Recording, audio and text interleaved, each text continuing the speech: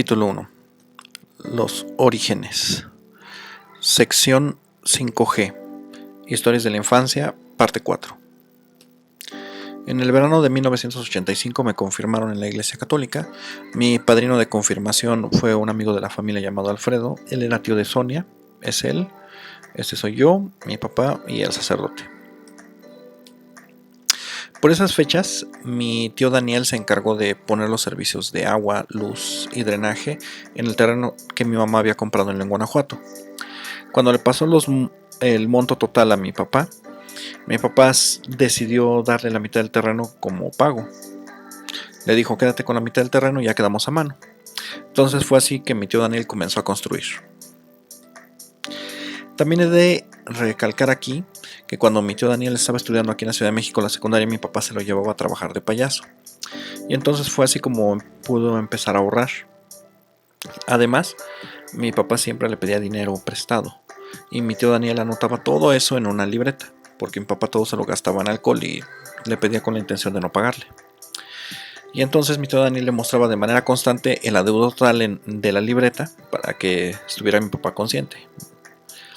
Cuando se dio lo del terreno de León, mi papá le debía tanto a mi tío Daniel que prácticamente le tuvo que pagar con el terreno. Así que medio terreno se lo gastó prácticamente en puro alcohol.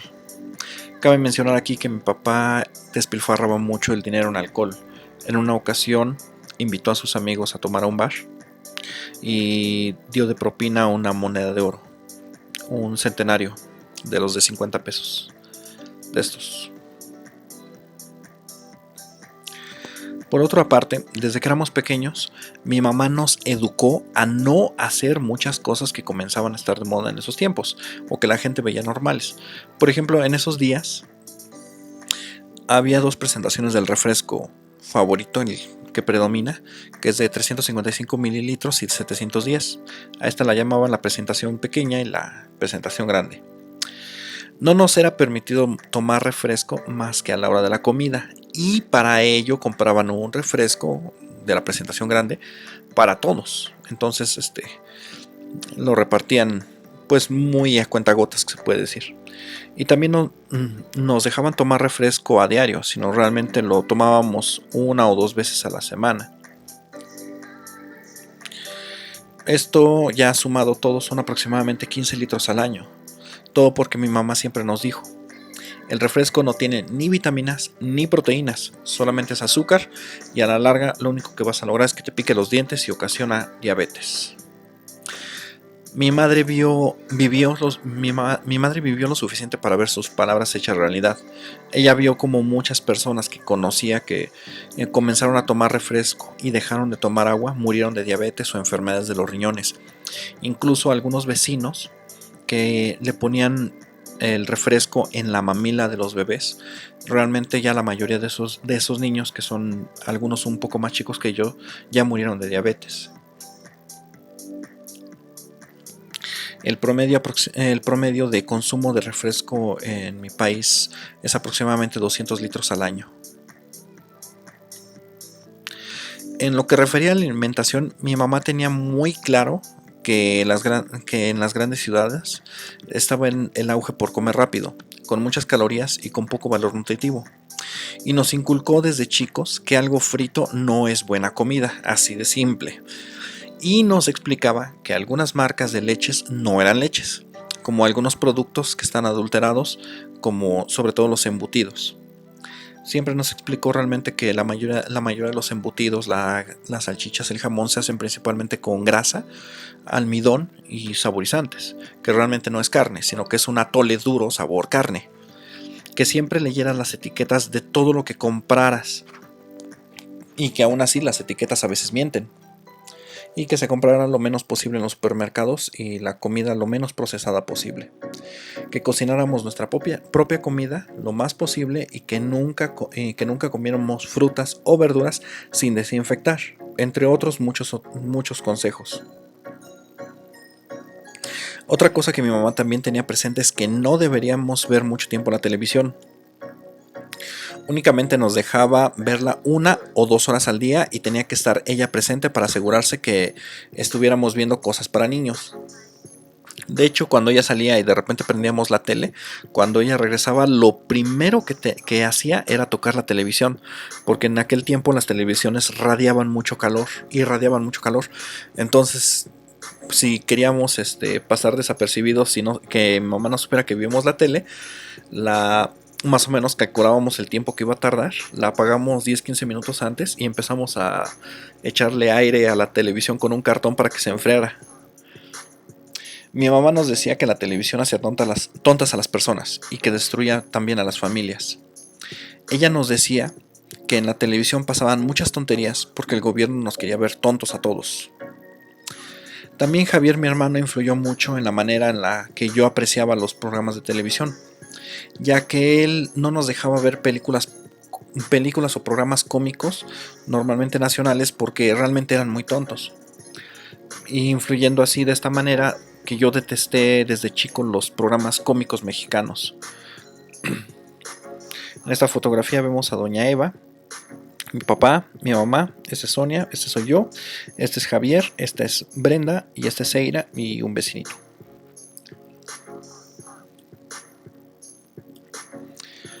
Por otra parte, mi mamá siempre cultivó plantas. Entre ellas tenía algunas medicinales tales como sábila, romero, ruda, menta y otras.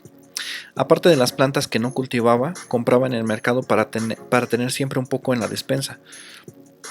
De entre las que compraba porque no podía cultivarlas, estaba el árnica, la hoja de jalapa, manzanilla, gordolobo, mejorana, cacahuananche, cuachalalate, perdón, y entre otras.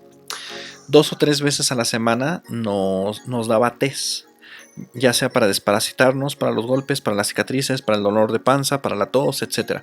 Pero siempre nos estaba dando algún tipo de té.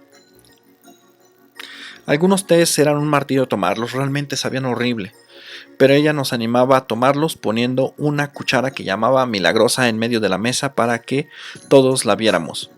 Esa cuchara se llamaba milagrosa, era una cuchara amarilla para servir espagueti, con la que nos pegaba para que hiciéramos las cosas.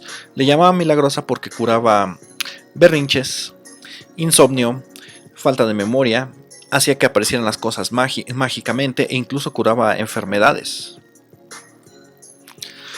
Todos los residuos orgánicos mi mamá también los separaba, los dejaba secar al sol y entonces se los echaba a las macetas. Ella me instruía del cuidado de las plantas, me decía cosas como, por ejemplo, que hay plantas de sol y plantas de sombra. A las de sombra les debe de dar el sol solamente unos minutos al día, no mucho tiempo, porque les hace daño. Y a las de sol les debe dar el sol la mayor parte del día. Si las tienes a la sombra también se empiezan a marchitar. Que la cantidad de agua depende mucho del tipo de planta, la cantidad de agua que les eches. Pero en general una tierra inundada mata a la mayoría de las macetas.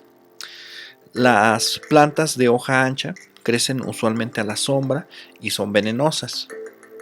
Algunas de ellas se usan para ornamentales, para decorar casas, y son venenosas, por lo tanto no deben de estar tanto al alcance de los niños. El sol deshace todo, el sol deshace todo con el tiempo. El cascarón de huevo molido al ponerse al sol se hace más fácil de absorber también por las plantas. Entre otros consejos que nos daba, por ejemplo, para curar algunas enfermedades de las plantas también era necesario el sol. Y si la tierra llegaba a estar enferma de las macetas, también sacaba la tierra de la maceta y la ponía al sol 1 o 2 semanas, la movía para que le diera toda la tierra de manera uniforme y de esta manera matar la enfermedad que había ahí. También adicionalmente les ponía un puño de cal y lavaba la maceta antes de poner una nueva. Esta es mi mamá, este es mi papá y este soy yo en una fiesta de cumpleaños. El temblor de 1985. Como ya es conocido, el día 19 de septiembre de 1985, la Ciudad de México fue sacudida por un sismo muy fuerte. Bueno, en aquellos tiempos mi madre tenía aproximadamente 5 meses de embarazo, estaba esperando a su quinto hijo. Eran aproximadamente las 6 de la mañana. Mi papá se preparaba para ir a trabajar. Mi mamá se había levantado para prepararle café, cuando se escuchó que tocaron la puerta de la calle y luego silbaron. Mi mamá, como no se movía rápido a causa del embarazo, se despertó me despertó para que yo fuera a abrir. Me dijo, ábrele a la puerta a tu abuelita. Entonces, al abrir la puerta vi que estaba mi abuela Carmen afuera, acompañada de mis tíos Daniel, Francisca, Teresa, Patricio, Chabela y mi prima Carmelita.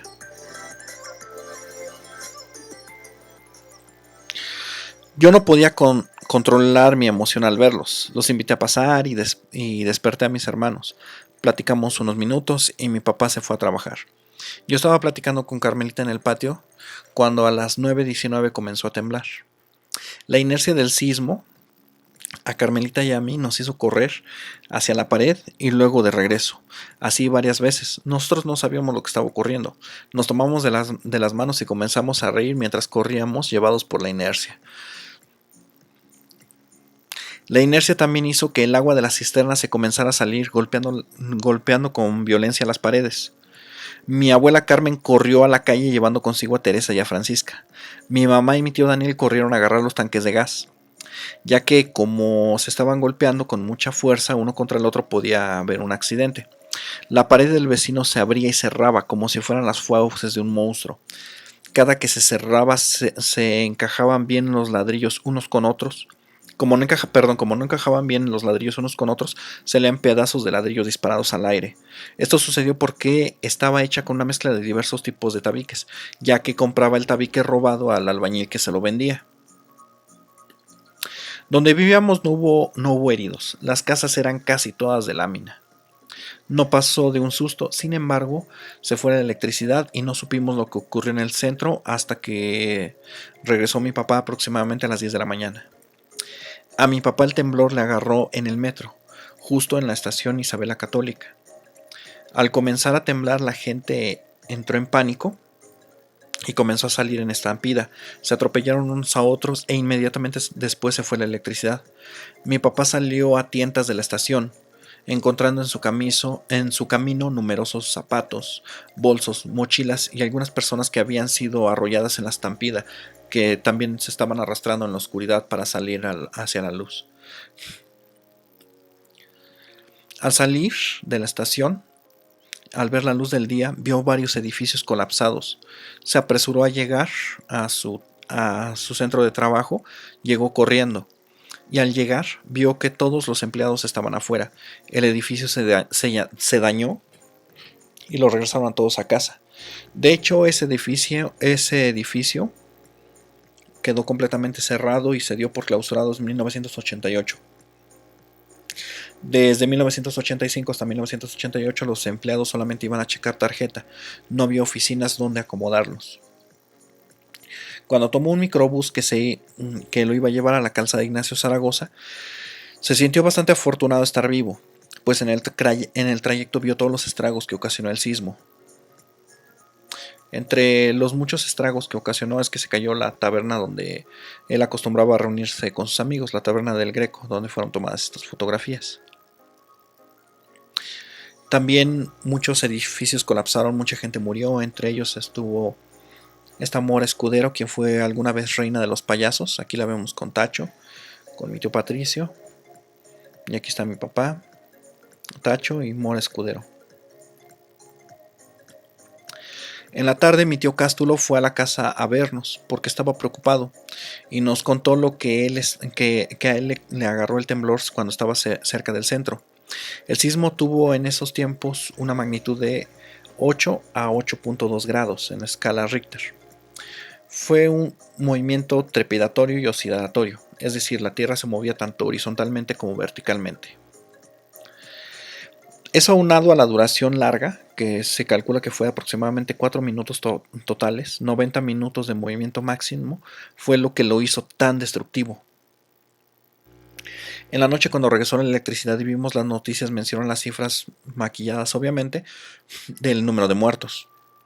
Según las cifras oficiales fueron alrededor de 3.000 muertos. Otras fuentes manejaban cifras de entre 10.000 y 20.000 muertos. Pero realmente fueron tantos que llenaron prácticamente un estadio. El motivo de la visita de mi abuela Carmen es que se aproximaban los 15 años de mi tía Teresa. y habían venido a la Ciudad de México a comprarle un vestido. Sinceramente no recuerdo si lo compraron aquí o no, pero mi abuela Carmen nunca había vivido un sismo, se asustó mucho y juró que jamás iba a regresar a la Ciudad de México. Y entonces cuando se fue y realmente nunca regresó a la casa. No sé si compraron el vestido aquí en la ciudad o lo compraron en Guanajuato. Y bueno, fin de la sección 5H.